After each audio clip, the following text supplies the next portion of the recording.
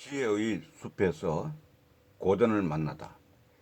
지혜의 숲에서 고전을 만나다. 오늘은 지혜의 숲에서 고전을 만나다 라는 모리아 흐로시 지은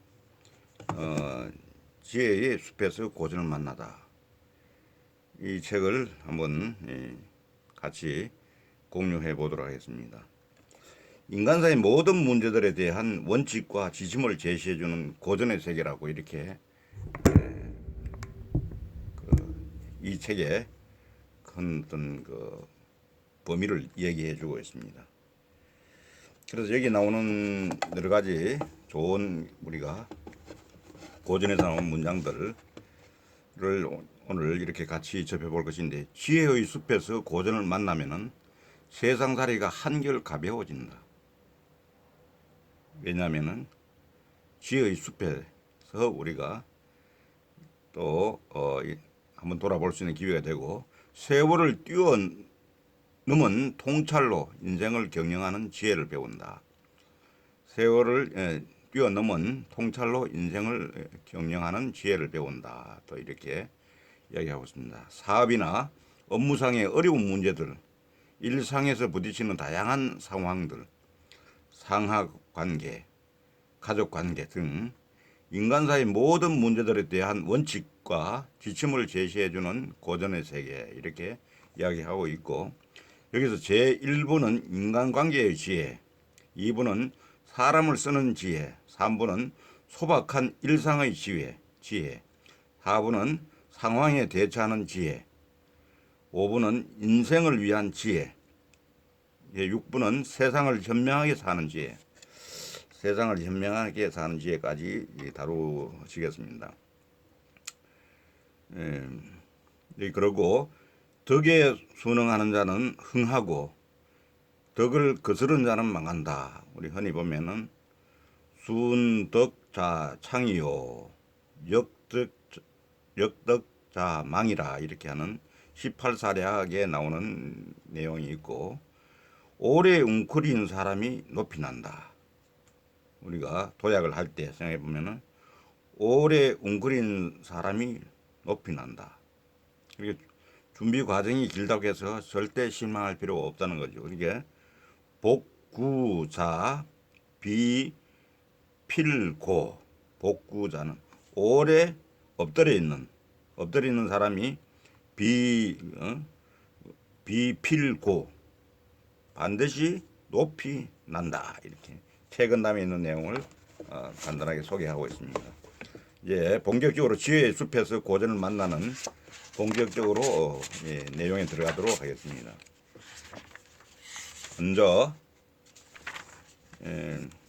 머리말을 잠깐 볼 것 같으면은 중국 고전은 인간학의 보고다. 중국 고전은 인간의 본질과 인간관계의 미묘함, 나아가 인생을 살아가는 데 필요한 지혜와 노하우 등을 다양한 각도에서 설명하고 있다. 게다가 표현이 아주 간결한 것 또한 매력이다. 이렇게 말하면은 그런 거 읽지 않아도 알고 있어라고 말하는 사람이 있을지 모른다. 인생은 살다 보면은 누구나 자신의 체험으로 나름대로 자신만의 철학을 갖게 마련이다.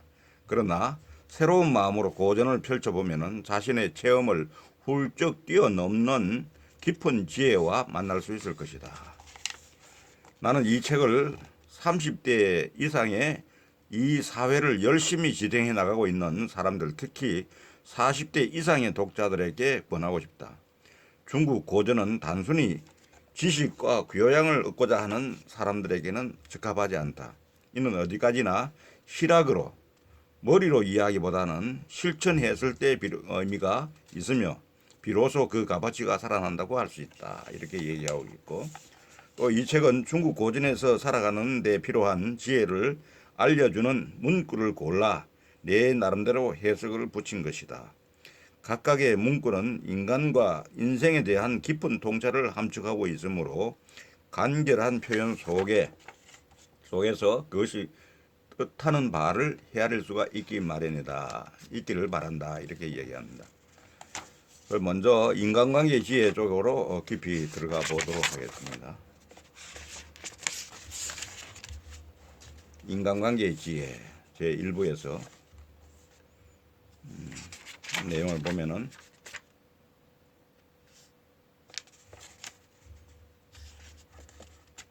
여기 보면은 나를 수양하고 집안을 돌보고 나를 다스린 후 천하를 통일한다. 이게 나를 다스리기에 나오는데 이게 뭐냐면은 수신제가 치국평천하라는 대학에 나오는 말입니다. 우리가 이런 말들을 대부분 잘 알고 있지만은 사실 그렇게 실천하기는 쉽지가 않은 겁니다. 나를 수양하고 집안을 돌보고 나를 다스린 후 천하를 통일한다. 나를 다스린 후 우리가 흔히 말하면 위정자들 우리나라에 보면은 상당히 이런 위치에 있는 사람들이 과연 나를 수양하고 집안을 돌보고 나를 다스리는지 이 상당히 어떻게 보면은 나를 수양이 매우 부족한 그런 선량들이 참으로 많은 것 같습니다. 작품에 왔을 때 더군다나 뭐 여야를 가릴 것 없이 이렇게 막말 어떻게 보면은 뭐 경쟁하듯이 하는 이런 부분에 대해서는 여기에 대학에 나오는 수신제가 치국평천하의 의미를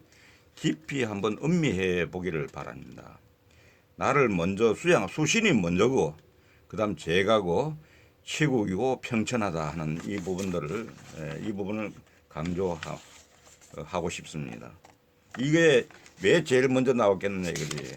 이게 사실은 우리 모두가 먼저 나를 다스리는 게 먼저다. 나를 먼저 수양하고 그 다음에 집안을 돌보고 그 위에 그런 걸 뛰어넘는 가운데 나를 다스리는 일, 천하를 통일하는 일 이런 게 있는 거 아니냐. 우리나라 같으면은 우리 먼저 나를 다스리는 일이 먼저고 그 다음에는 남북 관계, 남북 통일 이런 쪽도 이제 생각한다면은 이런 부분이 참 현실에 잘 와닿는 그런 내용으로 생각됩니다. 참으로 편가르기라든지 너무 그 이해관계에 얽혀서 내 것만을 난 절대 보지 않겠다는 이런 생각이 나오면은 이게 옳은 나라가 되겠느냐 이런 남북 통일이 되겠냐 동서관계도 안 되고 한데 어떻게 남북관계가 잘 해결되겠냐 하는 이런 차원에서는 이 한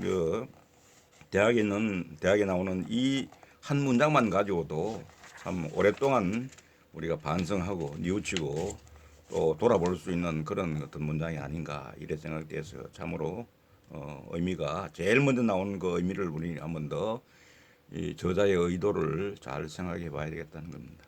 두 번째는 인간적 매력이라는 부분에서는 큰 일을 이루려면 반드시 사람을 얻는 것이 근본이다.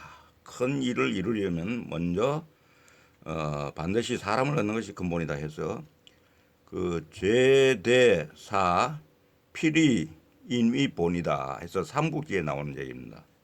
큰 일을 이루려고 하면은 반드시 사람을 얻어야 한대. 사람을 얻어야 한다. 이런 것이 근본이다. 이런 얘기입니다. 소설 속에서 삼국지의 유비는 매우 훌륭한 인물로 묘사되어 있다. 그러나 유비는 실제로는 아주 무능한 인물이었다. 전투에서는 늘 패배뿐이었고 정치적 거래 또한 서둘렀다. 한마디로 그는 라이벌인 조조의 발뒤꿈치도 못 따라가는 능력의 소유자였다. 이렇게 이야기하고 있습니다. 그러니까 이런 부분은 어떻게 해결됐냐. 결국 사람을 얻는 일에 우리가 자기는 혼자서는 부족하지만은 사람을 얻는 그런 리더십을 발휘함으로 해서 유비는 그 대업을 이룰 수 있었다고 이렇게 보는 겁니다. 그래서 그 보면은 여기 나온 내용도 보면은 유비가 만년에는 초계 땅에 자신의 세력을 구축하는데 드디어 성공하게 되는데 이는 그의 재능보다는 부하들이 노력한 공이 더 컸다. 유비의 그 능력은 형편은 없었지만은 사람의 마음을 얻는 데 필요한 인간적 매력이 풍부하여 부하의 충성을 이끌어내는 데 성공할 수 있었던 것이다. 이렇게 얘기합니다. 과거 역대 그 대통령 가운데도 보면은 개인의 능력은 부족하지만은 인재를 잘 적재적소에 씀으로써 그런 부분 해결을 할 수 있다고 이렇게 이야기하는 부분과 맞닿아 있는 것 같습니다. 그 다음에 는 또 대덕으로 나라를 다스리고 소해를 하지 않는다. 대덕으로 나라를 다스리고 치세 이 대덕이요 불이소해라 이렇게 삼국지에 또 나오는 얘기입니다. 이거 대덕과 소해에 관한 얘기인데 이제 삼국지 하면은 먼저 생각나는 사람이 제갈공명이다. 그는 지략이 출중한 전략가로서만 잘 알려져 있는데 그것은 소설이 만들어낸 허구에 지나지 않는다. 실제로 그는 어디까지나 지지 않는 싸움을 추구하는 지휘관으로 혹시나 하는 모험을 철저히 배격하였다. 그럽니다. 그래서 여기 나오면 공명의 정신은 원래가 신상필벌의 엄격함이 기본이었다. 바로 이 점이 전략가로만 알려진 소설의 이미지와는 상당히 다른 부분이다. 가령 공명이 울면서 마속을 뺀 것과 관련한 유명한 이야기가 있다. 참패의 빌미를 제공한 마속에 책임을 묻지 않으면 전군을 통솔하기 어렵기 때문에 울면서 마속을 처형한 것이었다. 그는 이러한 엄중함을 정치에도 그대로 적용을 했다. 그러다 보니 국가의 경사는 있어도 대사면 같은 일이 없었다. 그러면 국가의 경사는 있어도 대사면 같은 일이 없었다. 어떤 이가 이를 보고 공께서는 사면은 하지 않습니까? 때로는 사면으로 국민의 기대에 부응해 주는 일은 어떻습니까? 하니까 이때 공명의 대답이 여기에 인용하는 구절이다. 대덕이란 크다란 생각으로 정치의 근본이라 할 수 있으며 소해란 작은 은혜다 이렇게 이야기합니다. 참으로 우리가 귀담아 들어야 할 부분입니다. 그리고 군자는 이게 이제 군자는 윗사람에게 아부하지 않고 아랫사람에게 흐트러짐이 없다. 군자는 상교 불함하고 하교 불독이라 이러겠는데 이것도 참으로 우리가 느끼는 군자는 윗사람에게 아부하지 않는다. 이게 윗사람에게 어떻게 봉사하고 또 아랫사람에게는 어떻게 대하는 것이 좋을까 이렇게 생각해보면 역경에서는 조직 속에서의 인간관계에 대해 충고하고 있는데 여기에 따르면은 첫째 윗사람에게 성실한 태도로 봉사하되 특별히 아첨하지 않는다. 둘째는 부하에게는 친절하게 대하되 자신을 일부러 폄하하지 않는다. 이것이 군자가 지녀야 할 모습이라고 한다. 네, 그렇게 얘기하죠. 그렇다면 윗사람에게 어떻게 봉사할 것인가? 어느 조직에 가나 아첨을 떨어서 윗사람의 기분을 맞추려 하는 사람이 있다. 윗사람의 기분을 맞추는 일도 때론 필요하다. 그렇다고 매번 아첨의 기분을 맞추려 한다면 어떻게 될까? 형편없는 상사라면 모르되 모른 척 눈 감아 줄지 모르지만은 훌륭한 상사일 경우에는 이놈 이 정도밖에 안 되는구나 하고 멀리하거나 싫어할 가능성이 높다. 그렇게 또 해야 되는 거죠. 결국 애써 힘들게 기분을 맞추고도 역효과만 낳게 되는 것이다. 이게 분명히 이제 군자는 상교 불함이요. 아첨할 함자입니다. 하교 불독이라 했습니다. 더럽힐득이죠. 그래서 아래 사람에게는 흐트러짐이 없다. 이렇게.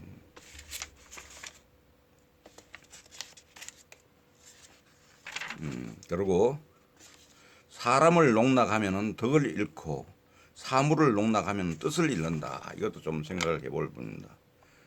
덕과 떡이라는 뜻이라는 제목을 썼는데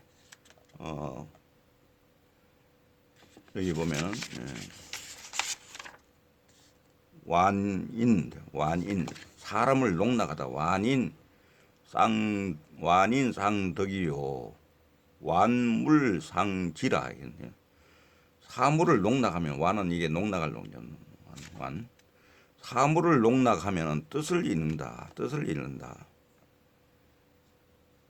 그러니까 이게 일종의 무력 같은 그런 거죠. 사물을 농락하면 뜻을 잃는다. 사람을 농락하면 덕을 잃고. 그렇게 완인상덕이요. 완물상지란 사람을 얕잡아 보고 대충 대하면 덕을 잃고, 재물에만 의존해서 좌지우지 되면 뜻을 잃어버린다는 것이다. 특히 뒷부분에 완물상지는 유명한 사자성어다고 합니다. 완물상지.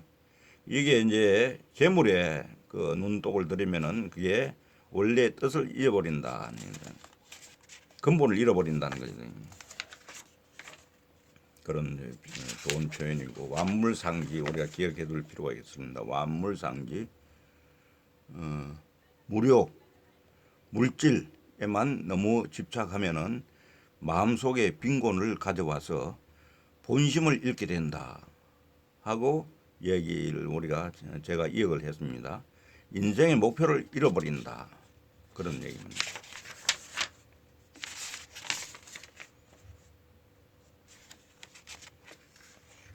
그 다음에는 이제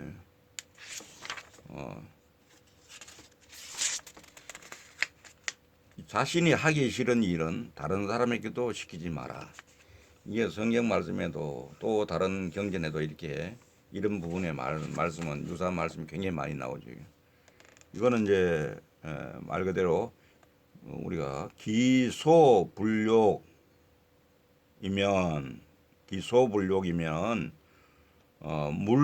물시어인하라, 논에 나온 건데, 물시어인하라. 이건 굉장히 유명한 문구입니다. 기소불욕이면 물시어인하라. 기소, 자기가 불욕 하고 싶지 않은 바를 물시 어인, 남에게, 인은 이때는 남으로 표현한다. 어인, 남에게 시키지 마라. 여기 이제 이 다음 같은 그 논어에 있는 유명한 구절로 아는 사람도 많을 거라고 생각됩니다. 그래서 여기 뭐냐면은, 하루는 자공이라는 제자가 공자에게 묻기를 한마디로 일생 동안 행할 만한 덕이 있습니까? 할 때 이 말이 나온 거죠. 이제 이게 서라고 얘기하는 부분이 나온다. 뭐냐면 내가 하기 싫은 것은 상대에게도 시켜서는 안 된다고 한 말을 한마디로 서라고 얘기합니다. 서는 용서할 서자인데 이게 또 다른 데는 어질다 이런 뜻입니다. 남에게 시키지 않는다는 거예요. 상대방의 입장에 대해서 그 역지사지의 개념으로 가는 겁니다. 이게 상대방의 입장이 되어서 그런 부분을 우리가 하지 않는다는 거예요. 그래서 여기서는 일생의 신조로 삼는다고 하는 게 공자님의 생각입니다. 일생의 신조는.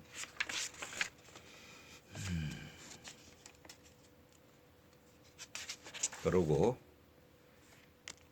이는 마음의 도리이고 의는 사람이 걸어야 할 길이다. 어질린 자는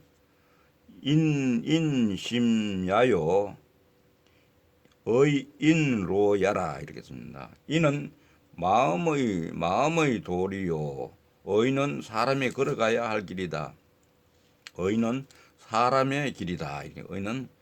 이는 사람의 마음이요, 의는 사람의 길이다. 이렇게 직역을 하면 그런데 이렇게 해석될 수 있는 겁니다.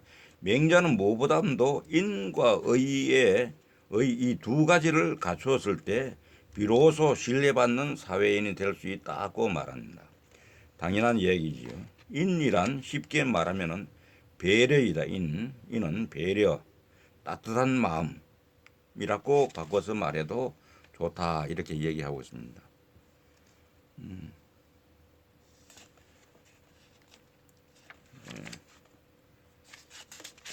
그다음에는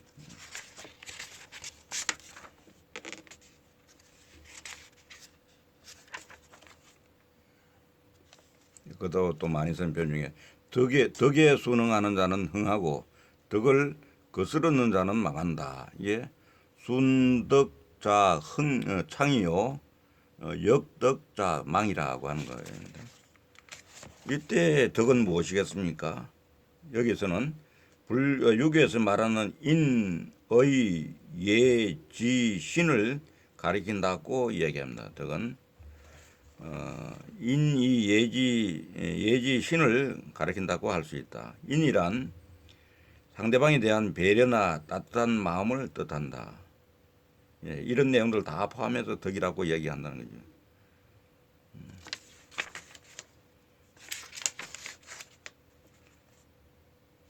이것도 쑥은 참깨 사이에서 자라면 곧게 자라고 하얀 모래도 진흙이 섞이면 검게 변한다. 이게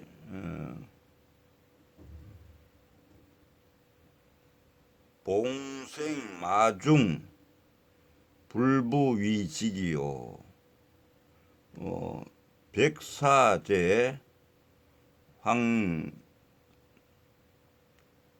황잔지공 그런데요. 앞부분만 보겠습니다. 봉생마중 불부위직이요. 그러니까 원리 무슨 얘기냐면 쑥은 보통 지면에 바삭 붙어서 자라기 때문에 곧바로 위로 향하는 일이 없는데 이런 쑥도 참깨 속에서 자라면은 그 받침대 없이도 그 위로 곧바로 올라간다 이런 의미입니다. 그리고 반대로 하얀 모래 백사도 진흙에 섞이면은 어느 순간 진흙의 영향을 받아 검게 물들어간다는 의미다. 인격을 형성하는 과정에서 환경의 중요성을 언유한 말이 표현이다. 그러니까 그 환경의 주위 환경, 뭐 맹모 삼천지교도 어떤 그런 부분하고 통하는 말이겠습니다만은 좋은 이웃을, 좋은 친구를, 좋은 선생님 만나면은 그 원래는 좀 모자라거나 부족한 사람도 이렇게 쑥처럼 또 하얀 모래처럼 이렇게 그런 어떤 그 환경의 영향을 받아서 좋게도 나쁘게도 될 수 있다고 하는 얘기죠. 그래서 항상 이런 부분에 대해서는 또 본인 이외에도 환경 부분을 완전 무시할 수 없는 그런 상황입니다. 그다음 사람을 쓰는 지혜 여기도 보면은 사람을 쓰는 지혜 편에서는 어떤 내용이 나오냐면은 중요한 내용 중에 재상은 작은 일에 연연해 하지 않는다. 재상 불친세사라 이렇게 한서에 나온 얘기입니다. 세상이란 문무백관을 통솔하고 재상이란 문무백관을 통솔하고 황제에게 봉사하는 직책이다. 그래서 이에 보다 더 작은 일에 연연하지 않고 이런 부분 제가 볼 때는 리더의 어떤 역할이라고 볼 수 있는 건데 보다 그 위에 있는 사람들은 더 넓은 더 높은 어떤 위치에서 크게 보면서 작은 일에 대해서는 위임하는 게 어떤가 지금 현대적으로 보면 현재 이런 걸 파악을 한다면 리더십 측면에서 위임, 권한 위임 이런 부분하고도 관련이 있는 것 같습니다. 그게 연연하지 않는다는 거죠. 작은 일에는 연연하지 않는다. 그리고 그런 부분을 과감하게 크게 보고 거기에 연연하지 않는다.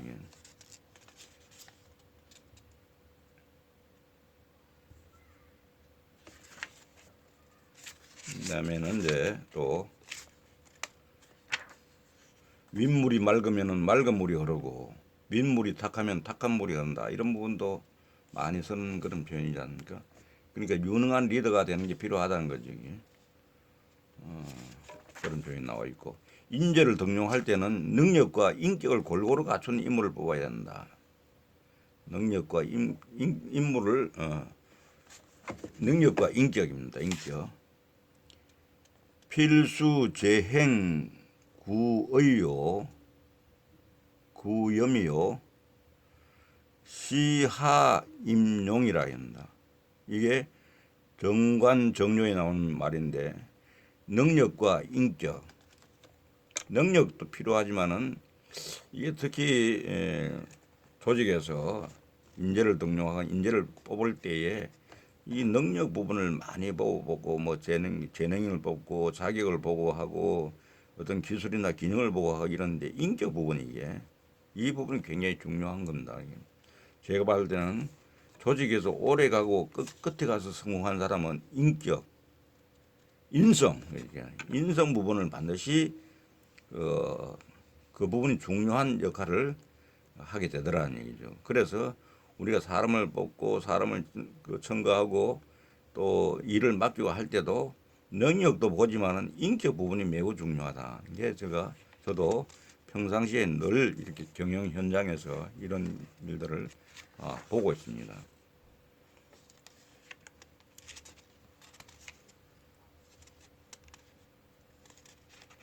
이것도 하는 좋은 표현이죠. 윗사람의 나쁜 점을 봤으면은 자신은 부하를 그렇게 대하지 마라 이런다. 소학어상이면은 무이사하 이 말도 굉장히 중요한 것 같습니다. 윗사람의 나쁜 점을 보면 되게 그런 것들을 그대로 또 따라서 하는 이렇게 또 하는 사람이 많은데 이건 사실은 남이 그렇게 나쁜 짓을 하는 사람이 또 좋은 일을 하는 사람도 나의 스승이라고 봐야 되는 거예요. 좋은 일을 하는 사람은 나에게 좋은 점을 가르치고 나쁜 짓을 하는 사람은 나에게 그런 짓을 하지 말라고 하는 어떤 안 해야 된다고는 가르친다. 그래서 제대로 인성이 제대로 된 사람 같으면은 윗사람의 나쁜 점을 봤으면은 다시는 부하를 그렇게 대하지 마라.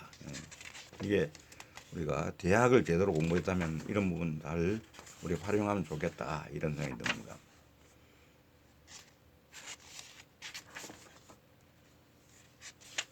이것도 좀 좋은 말입니다. 아래 사람은 윗사람의 명령보다는 그 행동을 보고 배운다 그랬습니다. 얘기에 나오는 겁니다. 하지사상야요 불종기소령이라 종기소행이라 마지막에 갔을 때는 그 행함을 보고서 배운다 이랍니다. 이 말도 우리가 참 말로는 뻔질하게 하고 우리 사회에 지도급에 있는 사람들 보면 아마 말 못하는 사람 별로 없는 것 같아요. 그런데 그 사람이 과연 그 행동의 모습이 말과 일치하느냐, 언행 일치가 되느냐 하는 것들은 매우 중요한 사항이다. 그런 생각이 듭니다.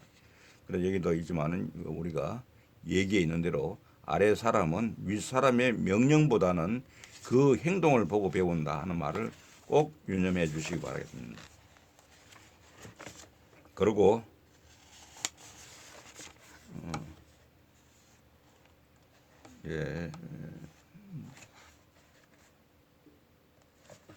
여기도 나오는 거니까 세상을 사는 데는 단지 서 하나의 글자가 필요하다. 처세 쥐 일서 자라. 처세 쥐 일서 자라 했습니다. 이게 서경에 나온 말로서 서 하나면 족하다 이렇게 선사는 그래요. 앞에도 잠깐 서는 설명이기 때문에 넘어가는 걸로 하겠습니다. 화 속에 복이 있고 복 속에 화가 있다. 이 말은 노자에 나오는 겁니다. 화복지소 이요 복화지소 복이라 이렇게 말해서 나오는데 화 속에 복이 있고 복 속에 화의 씨앗이 잉태되어 있어 앞날이 어떻게 될지 모른다. 이 동양의 고전 이런 말 잘 명심해 보면은 그러니까 화가 있다고 해서 우리가 우울하고 멈추고 이렇게 피하고 이럴 일이 아니고 복이 있다고 해서 마냥 좋아할 일도 아니다 하는 걸 여기서 보면은 우리가 깨닫게 되는 것 같습니다. 그래서 재앙이라는 것은 행복이 기대고 있는 것이라고 이야기하고 그래서 화와 복은 서로 공존하고 있고 그러한 이 말하면은 상황을 아무도 모르지만은 이런 뜻을 잘 음미해 있다면은 우리가 일비할 일은 아니다. 그래서 이 부분도 잘 생각해 볼 필요가 있습니다. 그다음에는 인생을 위한 지혜 5장에서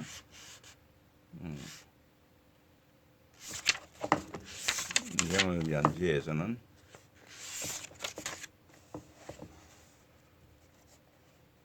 여기도 보면은 가능하면 나아가고 어려우면 물러선다. 이게 일종의 지략이죠. 오자에 나온 건데 가능하면 나아가고 어려우면 물러선다. 그러니까 물러선다고 무조건 비겁하거나 이런 게 아니라 이게 전략적으로 이런 부분 잘 선택해서 이렇게 해야 된다는 그런 부분, 그런 걸 얘기하고 있습니다.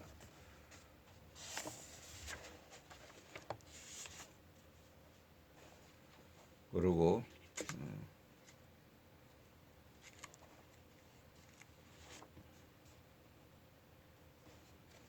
자주 이겨서 세계를 얻은 사람보다 오히려 멸망한 사람이 더 많다. 이게 오자에 또 나온 얘기인데 이게 무슨 얘기냐면은 그 승리의 조건이라고 하는 데서 나오는데 자주 이긴 사람이 세계를 얻는 사람보다 오히려 멸망한 사람이 더 많다는 뭐냐면은 그 이긴 그 순간 그게 말하면 앞으로 실패 거기에 잘못 빠지면은 실패의 씨앗을 가지고 있다 이렇게 볼 수가 있는 그런 내용입니다. 그리고 많이 아는 상대를 알고 나를 알면 100번을 싸워도 위태롭지 않다. 지피지기 100점 불태입니다.